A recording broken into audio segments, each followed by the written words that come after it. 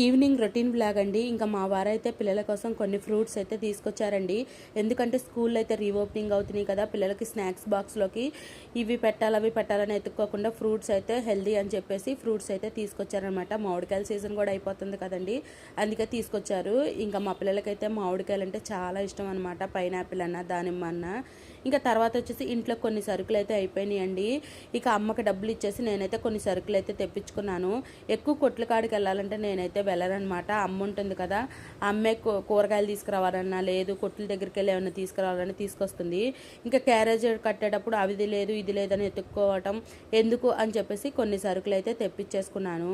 ఇంకా అవన్నీ కూడా నీట్గా సదిరేసుకొని ఇంక ఇక్కడికి వచ్చేసి బట్టలన్నీ కూడా మిషన్లో అయితే వేస్తున్నానండి. తర్వాత అమ్మ నాన్న బజార్ వెళ్ళారు.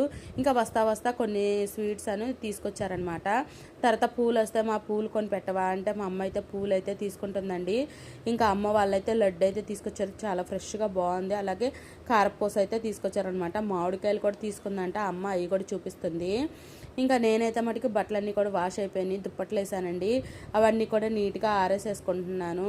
వర్షం వచ్చేలాగుంది, ఇంకా ఎలా ఉండిద్దో ఏంటో అనుకుంటే ఆరేస్తున్నాను అనమాట. తర్వాత అయితే లోపలికి వచ్చి నీట్గా పక్కంతా కూడా సదిరేసాను. ఇంకా తీసుకున్న పూలు ఉంటాయి కదండి, అవన్నీ కూడా కట్టేసుకుంటున్నాను అనమాట. ఇలా అయితే గడిచిపోయింది నా ఈవినింగ్ అయితే. ప్లీజ్ అండి, వీడియో చూసి వెళ్ళిపోతే ఒక లైక్ చేసి నా ఛానల్ కూడా సబ్స్క్రైబ్